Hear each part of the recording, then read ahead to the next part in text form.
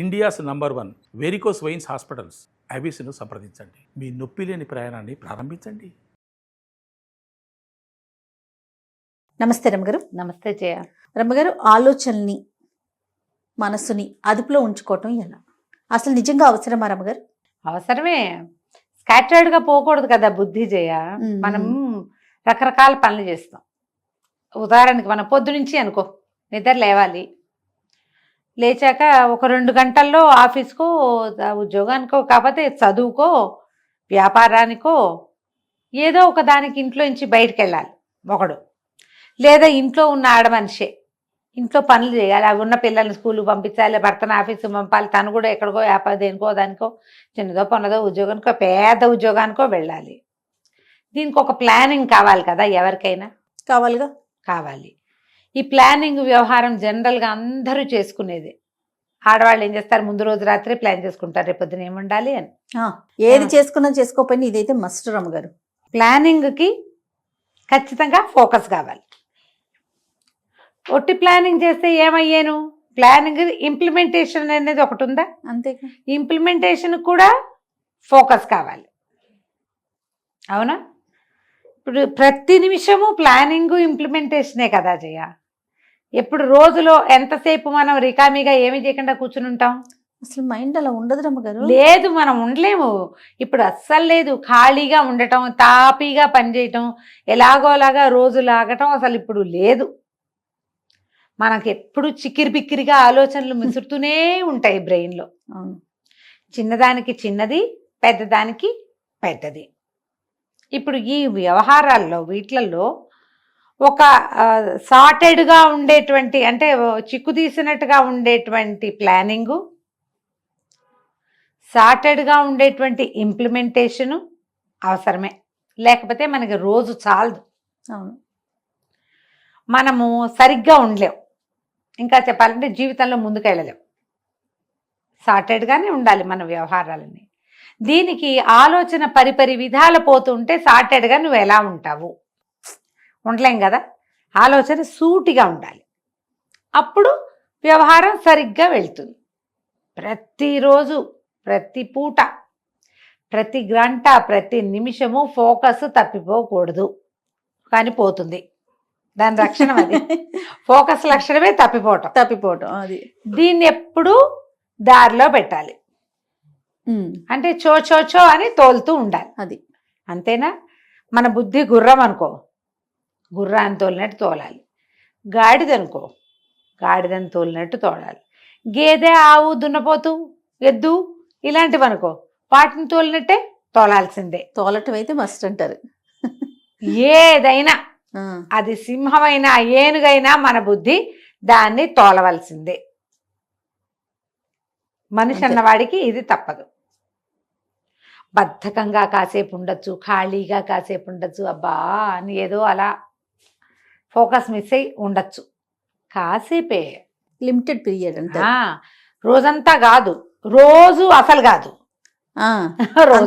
తర్వాత రోజంతా కాదు, రోజు కాదు.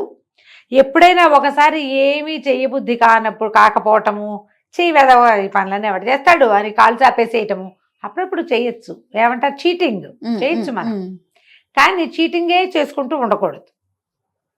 ఆలోచనలకి పదును పెట్టుకోవాలి. ఎప్పటికప్పుడు వాటి దుమ్ము దులుపుకోవాలి, వాటిని లైన్లో పెట్టుకోవాలి. ఎలా అంటావు, వెంటనే నీకు వస్తుంది అదే కదా. అసలు ఎలా సాధ్యం అమ్మగారు? ఎలా సాధ్యం అంటే జయ, సెల్ఫ్ మోటివేషన్. మనని మనం చోచో అనుకోవాలమ్మా. ఇప్పుడు మన బుద్ధి ఎవడో ఎంతసేపు నీకు ఎట్టప్పుడు చెప్తాడు చెప్పు. నీకో 10 ఏళ్ల పిల్ల ఉంది, అది నిద్ర లేవదు, లేటుగా లేస్తుంది, నువ్వు లేపుతావు. నిన్నెవరు లేపుతారు చెప్పు? నువ్వే లేవద్దు. అంతే, ఖచ్చితంగా మనమే లెగుస్తాం. నీకు ఒక దశ వరకు ఎవరైనా నిన్ను తోలుతారు, తర్వాత నీకు నువ్వే తోలుకోవాలి. ఇప్పుడు నువ్వు పిల్లగా ఉండగా, నువ్వు సబార్డినేట్గా ఉండగా, నువ్వు కిందవాడుగా ఉన్నప్పుడు నువ్వు తోలబడతావు, తొయ్యబడతావు, ఒక పని చేయించబడతావు. Correct point. కానీ నువ్వే పెద్ద మనిషి అయినప్పుడు నిన్ను తోలేందుకు సాధనం ఏది? అసలు ఏది అక్కర్లేదు, అది మనం ఆటోమేటిక్ గా మనమే ఆ, వెళ్ళిపోతాం. మనమే తోలబడాలి, వెళ్ళాలి. వెళ్ళాలి. ఆ. ఇప్పుడు పెళ్లిళ్ళు కాకముందు ఆడపిల్లలు పొద్దున్నే లేవరు, అమ్మలు అన్ని చెప్తుంటారు, తొందరగా లే, ఆఫీస్ టైం అయింది, క్యాబ్ వస్తుంది, అది వస్తుంది, ఇది వస్తుంది, పెళ్లికి వెళ్ళాలి, ఏవో చెప్తారు. అవును, వాళ్ళు ఎవరు లేరు, నువ్వే ఉన్నావు. ఖచ్చితంగా. నాయన నేను లేవాలని ఫోన్లో పెట్టుకుంటావు. అంతే. నీ బుద్ధి లోపల ఉంటుంది, ఎవ్వరు లేరు, నేను ఒక్కదాన్నే ఉన్నాను, నేను లేవాలి. ఆ, లేదా నా వెనకాల వీళ్ళున్నారు, నేను వీళ్ళని లేపాలి, నేను వీళ్ళని లైన్లో పెట్టాలి. ఇవన్నీ ఆటోమేటిక్గా బుద్ధికి తెలిసిపోతాయి. అవును, ఎక్కడో ఉంటాయి అలా తెలుసుకోలేని మట్టి బుర్రలు. సాధారణంగా మనుషులు అట్లా ఉండరమ్మా. అవును, వాళ్ళకి తెలిసిపోతుంది. మన ఇంటికి మనమే పెద్ద, అంతే కదా. మన వాకిట్లో పని మనమే చేసుకోవాలి, మన ఆఫీసులో వ్యవహారం మందే, మనమే లేస్తాము ఉమ్, కదా. ఇప్పుడు సహజంగా మనని మనం మోటివేట్ చేసేసుకున్నట్టేనా ఇదేమన్నా విద్య? కాదు, ఆటోమేటిక్గా పరిస్థితుల వల్ల ఇది జరిగిపోతుంది అవును కదా. అవును. సిచ్యువేషనల్గా మనం అట్లా మారుతాం. ఆ, ఈ మారిన దాన్ని పదును పెట్టుకోవాలి అంతే. ఆహా. నువ్వు ఇంకా కొంచెం సార్టెడ్గా ఉండాలంటే నువ్వు దానికి ఏదైనా ప్రాణాయామం కానీ మెడిటేషన్ కానీ హెల్ప్ తీసుకోండి. ఓకే. నేనైతే ఐ సపోర్ట్ అనాలా? కాదు, నేనేమనాలి, నేను ప్రతిపాదిస్తాను దేన్ని, మెడిటేషన్ని. మీకు ఫోకస్డ్గా లేము, మేము సరిగ్గా చేయలేకపోతాము, మేము జీవితంలో సక్సెస్ కావట్లేదు, ఎప్పుడు ఆల్వేస్ నేను లేట్గా వెళ్తున్నాను, ఇలాంటివి ఉంటాయి కదా జయ. అవును అవును. ఏదో సరిగ్గా చేయలేకపోతున్నాను అనిపిస్తుందా? ఇలాంటప్పుడు మీరు మెడిటేషన్కి వెళ్ళండి. ఓకే, యాడ్ ఆన్ అవుతుంది ఆ, మనకి. మీరు ఒకసారి కనుక ఇలాంటి దాంట్లోకి ఎంటర్ అయితే ఆల్రెడీ మీకు ఒక 30 ఇయర్స్ 25 ఇయర్స్ ఉండి 40s కూడా ఉండి మీరు ఒక కుటుంబానికో ఒక సంస్థకో ఒక కనీసం 4 సబార్డినేట్స్కో పైనుండి, లేదా మీరు ఎవ్రీడే ఆన్సరబుల్ పొజిషన్లో ఉండి ఇవాళ ఏం చేసావు అని అడిగితే చెప్పాల్సిన స్థితిలో మీరు ఉంటారుగా, గ్యారంటీగా తప్పకుండా ఎక్కడో ఒక చోట ఉంటామా? అలాంటి స్థితి ఉండి ఈ పరిస్థితులకి నేను న్యాయం చేయలేకపోతున్నాను సరిగ్గా, ఎప్పుడు నేను తిట్లు తింటున్నాను, లేదా ఫెయిల్ అవుతున్నాను, లేదా ఇన్ టైం చేయలేకపోతున్నాను, అలసిపోతున్నాను, విసిగిపోతున్నాను అనిపించినప్పుడు మీరు మొదట వేసుకోవాల్సిన క్వశ్చన్, ఈ నా బ్రెయిన్ నేను చేయాల్సిన పని మ్యాచింగ్ ఉందా లేదా, బేసిక్ ఫోకస్. లేదు, పనులేమో చాలా ఉన్నాయి, ఏమిటో నా వల్ల అవటం లేదు. అప్పుడు నాకు ఇది చేత కాదా, నాకు ఫోకస్ లేదా, ఈ 2 ప్రశ్నలు రావాలి. చేతొచ్చు నీకు, ఫోకస్ లేదు, సాధారణంగా ఇదే ఆన్సర్ వస్తుంది. ఫోకస్ని పెంచుకోవటం ఎలా? మెడిటేషన్కి వెళ్ళండి, ఓకే, మీరు ఫోకస్డ్గా అవుతారు. ఆ మెడిటేషన్లో కూడా ఫోకసే అవసరం. దానికి ఏంటి, నియమబద్ధమైన ఒక పద్ధతి కావాలి. రోజు ఈ టైంకి మీరు మెడిటేషన్ కూర్చోవాలి. 10 నిమిషాలు, పావు గంట కళ్ళు మూసుకుని కూర్చుంటామా? అసలు ఫస్ట్ టైం మెడిటేషన్ చేసినప్పుడు చాలామందికి అనుభవం ఉంటుంది. నేను కూడా 10 రోజులు ఏమైనా చాలా హడావిడిగా ఉండి ఏం చేయను అనుకో, 11వ రోజున నా బుద్ధి కూడా కూర్చోదు. నేను 1 అవర్ కూర్చోగలను కళ్ళు మూసుకుని ఏం చేయకుండా, ఆలోచించకుండా కూర్చోటం వచ్చు నాకు. ఏమీ ఆలోచించుకోకుండా గంట కూర్చుంటాను నేను. ఆ బ్రెయిన్ని బ్లాంక్ చేయడానికి ఎంత కాలం పట్టిందంటావు? ఎంతో కాలం, ఎంత సమయం, చాలా కష్టం. అలాగే మళ్ళీ గ్యాప్ వస్తూ ఉంటుంది మధ్య మధ్యలో. నేను పరిగెత్తుకొచ్చేయాలి, ఇంట్లో పనులు అవ్వవు, మనుషులు వచ్చేస్తారు, అడ్డ పనులు వస్తాయి, నేను ఇక్కడ పరిగెత్తుకుంటూ రావాలి, అక్కడ కూర్చుంటే అవ్వదు. అట్లా 7-8 రోజులు లాగిచ్చేసాను అనుకో, మళ్ళీ నేను అరగంట కూడా కూర్చోలేను. గ్యాప్ వచ్చిందంటే కూర్చోలేము, కాసేపటికే లేచి వచ్చేస్తాం. అసలు అట్లా బ్లాంక్ గా ఎలా ఉంటుంది రమ్మగారు? వస్తుంది, ప్రాక్టీస్ అది. ఏం ఆలోచన రాదు, ఏం లేదు, ఒకటే ప్రశాంతత తప్పిస్తే రెండోది లేదు. దేవుణ్ణి స్మరించుకోవటం, మంత్రం అసలు ఏముండదు, ఏమీ లేవు, ఖాళీగా ఉంటాం.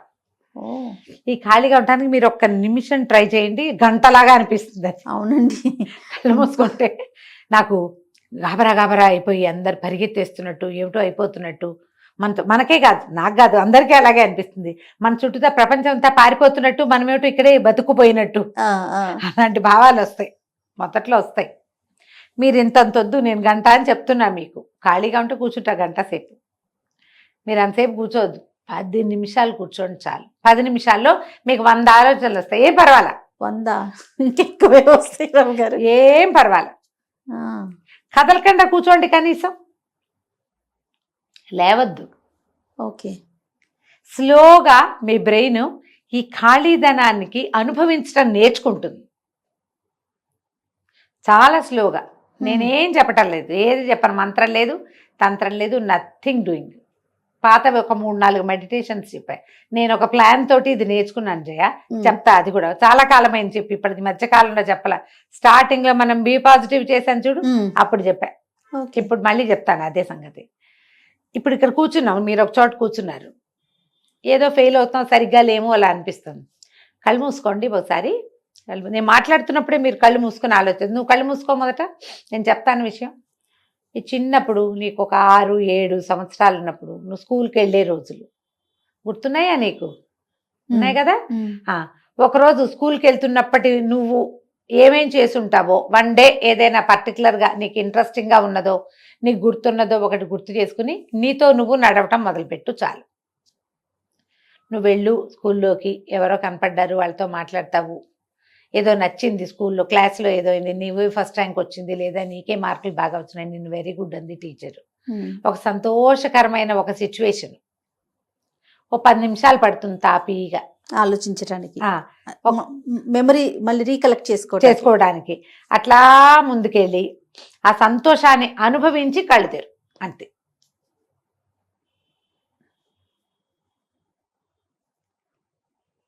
అది ఏదైనా సరే, నీ చిన్నప్పుడు మీ పక్కింట్లో ఉన్నవాళ్ళు, వెనకింట్లో ఉన్నవాళ్ళు, మీరే ఏదో కొత్త ఊరు వెళ్ళి షిఫ్ట్ అయిపోయారు, ఎక్కడికో వెళ్ళారు, ఏదో చూశారు, ఏదో ఒక గుడి, బోల్డ్ అన్ని మెమరీస్ ఉంటాయి మనకి. చిన్నప్పుడు బట్టలు కుట్టిన టైలరు, ఆ టైలర్ దగ్గరికి వెళ్ళటం ఒక సిచ్యువేషన్, అలాంటివి జ్ఞాపకం చేసుకోవడానికి ట్రై చేయండి. అంటే పాజిటివ్ థింగ్స్ ని గుర్తు తెచ్చుకోవాలి. ఇందులో ఒక్కటి కూడా నెగిటివ్ లేదు. ఎవరైనా కేకలేసింది వాటిని గుర్తు తెచ్చుకోవద్దు, అవి జ్ఞాపకం చేసుకోవద్దు.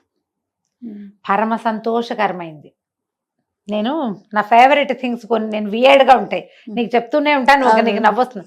నాకు బొంతలు కుట్టడం చాలా ఇష్టం జయ, నీకెంత నవ్వొస్తుంది. క్విల్టింగ్ అంటారు, ఎక్కడా వినుండవు నువ్వు కదా. మా అక్క ఇప్పటికంటే ఏముంది, ఖాళీగా ఉంటే ఏదో ఒకటి కుట్టుకుంటావు. నాకు జాకెట్లు, బ్లౌజులు కుట్టడము, డ్రెస్సులు కుట్టడము ఓకే రమ్మ గారు కాదు, నాకు పిచ్చిగా ఇష్టంగా ఉండే పని.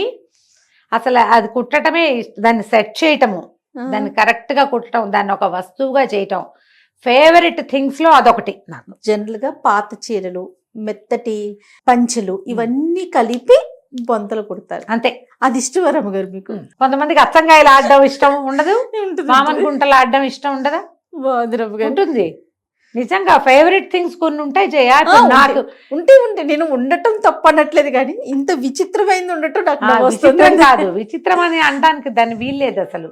అది బాగా ఉపయోగపడే విషయం. ఇప్పుడంటే మనకి ఇన్ని రకాల పరుపులు గిరుపులు ఏమిటేమిటో వచ్చినాయి, కానీ తెలుసా రమ్మ గారు పిల్లలకి? తెలీదు. బొంత తెలీదు రమ్మ గారు? తెలీదు. నాకు తెలుసు, నాకు అది కరెక్ట్ గా సెట్ చేసి క్విల్టింగ్ ఇంగ్లీష్ లో చెప్తా. బొంత కుట్టం అంటే మీకు ఏమిటో బూతులో వినపడుతుంది, కానీ క్విల్టింగ్ బాగా ఇష్టం నాకు. నేను ఫస్ట్ టైము పెద్ద అబ్బాయిని కడుపుతూ ఉన్నప్పుడు 3rd ట్రైమిస్టర్లో కుట్టాను జయ, కూర్చుని ప్రతిరోజు మధ్యాహ్నం అవగానే వాటిని సెట్ చేయటము. అలా ఎన్ని కుట్టానో ఇప్పటికి మా ఇంట్లో ఉన్నాయి అవి బొంతులు ఉన్నాయి. పిల్లలు కప్పుకోవటానికి పడుకోవటానికి కూడా సొంత క్విల్ట్లు నేను తయారు చేసుకున్నాను నా పిల్లల కోసం, ఎవరికైనా కుట్టించేదాన్ని.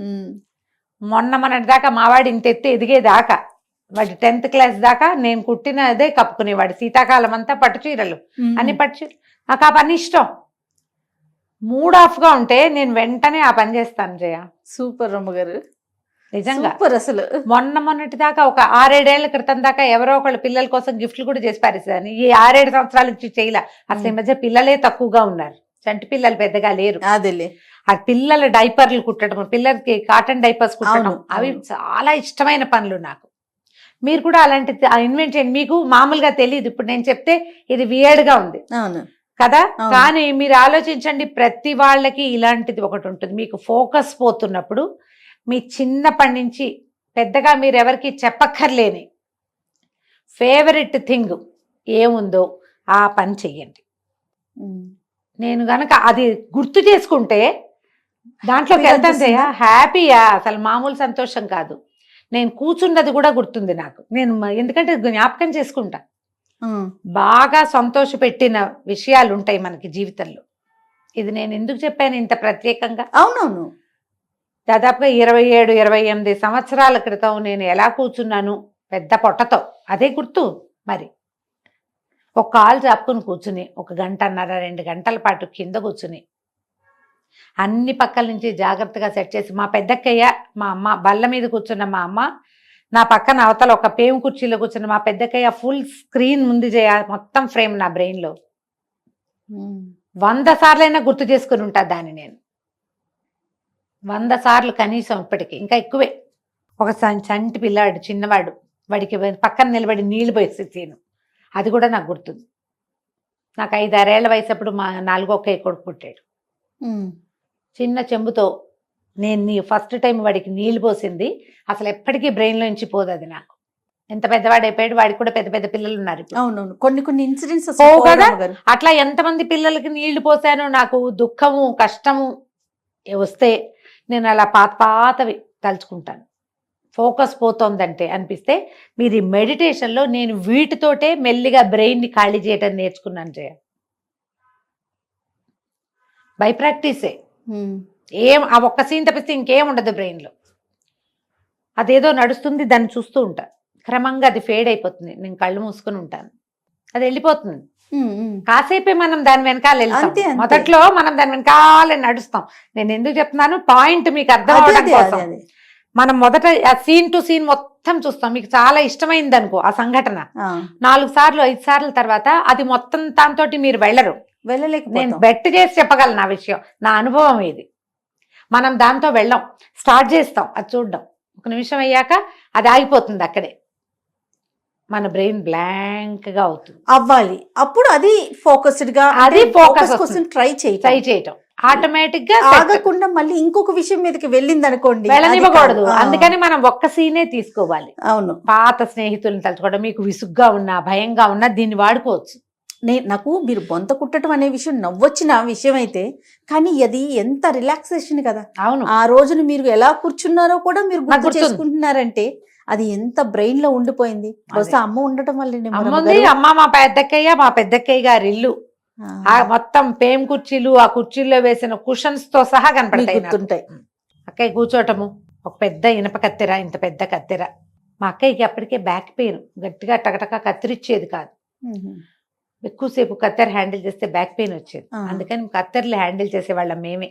అక్కయ్య గీస్తే మేము కత్తిరిచ్చేసేవాళ్ళం. ఇప్పుడు కూడా మా పెద్దక్కయ్య కట్ చేయలేదు పెద్దగా. తేలికపాటి కత్తెర ఒకటి ఉండేది, పచ్చ పీడున్నది, అది కూడా గుర్తుందా.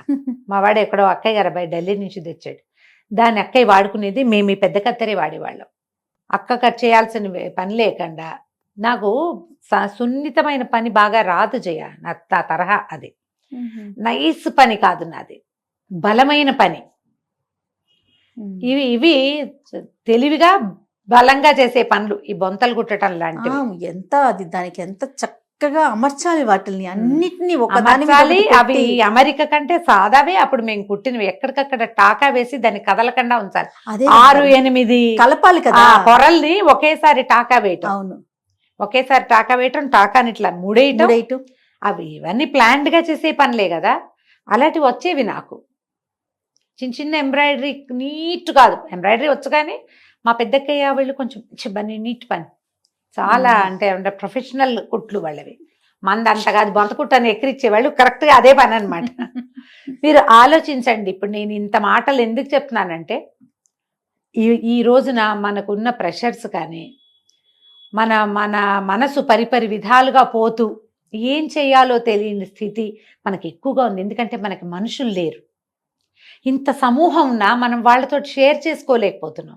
ఎందుకంటే మనం జడ్జి చేయబడతామన్న భయం ఒకటి ఉంటుంది మనకి, చిన్నబుచ్చుకోవాల్సి వస్తుంది. అప్పుడు మనతోటి మనమే కదా మాట్లాడుకోవాలి, మనని మనమే సరి చేసుకోవాలి కదా. దానికి ఇవి మార్గాలుగా ఉంటాయి. ఇది నా సొంత ఐడియా జయ, నా ఓన్ ప్లానింగే. బ్రెయిన్ ఖాళీ చేయటం నేను నేర్చుకున్నాను అట్లా. ఎంత అద్భుతమైన ఐడియా రమ్మగారు. బాధలు కష్టాలు ఎవరికి ఉండవు జయ, అందరికీ అన్నీ ఉంటాయి కదా. ఇప్పుడు నేను పెద్ద కుటుంబంలో ఉన్నా, మీది చిన్న కుటుంబం అయినా ఎక్కడైనా తప్పవు కదా బాధలు, ఇబ్బందులు, చికాకులు, ఏం చేయాలో తెలియని స్థితి. వాటిల్లో నుంచి లేదా అనారోగ్యాలు, చతకాంతనాలు, ఏదో సరిపెట్టుకోలేనితనము, ఇవన్నీ వస్తాయి మనకు. మనుషులం కదా మనం, అంతే కదా. ఇవే వస్తాయి. వీటన్నిటికీ తోడు రమ్మగారు ఆర్థిక సమస్యలు, అదొక పెద్ద ప్రాబ్లం. అసలు అన్నిటికీ మూల కారణం అది అనిపిస్తుంది. అది అనిపిస్తుంది. అది కూడా దాని తర్వాత ఆరోగ్య సమస్య. ఆరోగ్య సమస్యలు. వీటిలో నుంచి బయటపడడానికి అంటే దీనికి మనం రెడీగా ఉండడానికి ఇది ఉపయోగపడుతుంది. అంతే. మీరు ప్లాన్డ్ మెడిటేషన్ బోల్డ్ అని రకరకాలనే వాటిలోకి వెళ్ళండి, లేదా నేను చెప్పిన ఈ ప్లాన్ ట్రై చేసి డెఫినెట్ గా చాలా హాయిగా ఉంటుంది. బెస్ట్ థింగ్ అన్నమాట. ఓకే, నేను మాత్రం పర్సనల్ గా చాలా ఇంప్రెస్ అయ్యాను రమ్మగారు. డామ్ షూర్ గా నేను ట్రై చేస్తాను. అది ఎంతసేపు ఉండగలుగుతానో చెప్తాను మీకు. అదే రైట్ రమ్మగారు, నమస్తే. నమస్తే జయ.